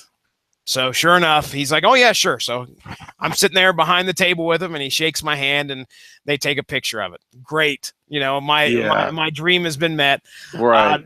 Then I say, okay, well, I said, I understand you're only signing one thing. I said, here is my book that I want you to sign. I said, you don't have to worry about this one over here. Of course, Justin W. was going to get the short shaft. I'm sorry, buddy. Yeah, no. It's your dime, and you're beating him. Yeah, but Mick Foley's like, he's like, nobody's looking. So he grabs that one, signs it right off. And he inscribed the other one to my daughter because I had him sign it. I had him say to Kira, and he signed it. And then I got to sit in on the panel, which is another great. Yeah. That is probably my favorite thing, is listening to these people talk about some subject or another. I don't care who it is. A lot of times it can be, it could be something that's way off, no big pop culture icons holding the panel. And it's still interesting to sit down and listen to people talk about whatever craft they're in. There were cosplay panels at this. At several cons I was at, teaching you how to get into it. The art of working with foam, things like that. So, it doesn't have to be, about comic books or movies or anything like that. It's, it can be anything. They had African American cultural impact in comic books, things like that. I bet that would have been a great educational experience to listen to. Yeah, it clashed with something else that I wanted to go to. So, regardless, though, if you would have had the opportunity, you probably would have been. Oh yeah. And plus, what are you doing at a con most of the time? You're walking around and you're up on your feet. It's fun to sit down and listen to people tell stories. So, absolutely. Yeah. So it's not. It takes an hour of your time. So, like I got to listen to Rob Liefeld. I got to be part of Fanboy Face Off. Yeah. All this stuff was going on. And I was just, the panels are fantastic. Even being a part of a panel was so much fun. At River City, and, listening to the figure forecast panel, listening to the she's so pretty panel. Yeah, that was great. That was a lot of fun. All these people that we're familiar with anyway, but they're up there talking about stuff they love. The figure forecast, they were up there doing what they love, recording and talking and taking questions and all that stuff, and having Jock Sampson come up there and be the most awkward person I've ever seen in my life because he was not very comfortable at this Comic-Con. Do you remember that? Oh yeah. He was not comfortable. He was not. And then listening to Brooklyn Ewing, and she was so pretty, and hearing the triumphs and the struggles and her artistic approach to making a movie on a zero budget. Yeah, that was so cool to me. That this girl, she has a passion for these horror movies, and she's like, "No, I'm going to make this movie. I don't have any money, but screw it, let's just do it anyway." And so Comic-Con. If you have a chance to go to a local one, a big one, whatever, go have fun. If you've never been, you need to go to one. Save up the money, sell blood, whatever you need to do, and go to these cons. I mean, like some of your local ones, like I said, Greensboro was only $25 for all weekend. River City was $5 to get in when I went. That's right. $5. So they're experiences that you won't forget. They're memories. So with that, I'm going to say, Jesse, talk to us and tell us a little bit what's going on with you, man. Plug us away. Absolutely. Ladies and gentlemen, go give that Rattlich in Broadcasting Network Facebook page a like to stay up on top of all the great podcasts that network has to offer. If you enjoy wrestling, if you enjoy comics, movies, they have a show most likely that's for you. MMA, there's something on there. So you can search RADULICH in most search engines, and you're probably going to find a podcast somewhere on that first page. I am part of a podcast that me and Ronnie do on the Rattlich and Broadcasting Network. It's called Source Material. It's about comics. You are the patriarch of that podcast.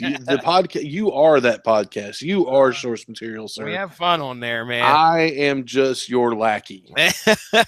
Well, if you could, it's like a book club for comics where so much fun. Yeah, a couple guys get together, we read a book, and then we discuss what happens in the book. Probably spoil the crap out of it, but we also discuss our feelings about some of the stuff that happened in the book. And I will tell you this: Mark Radulich is on there a lot, and he is always wrong.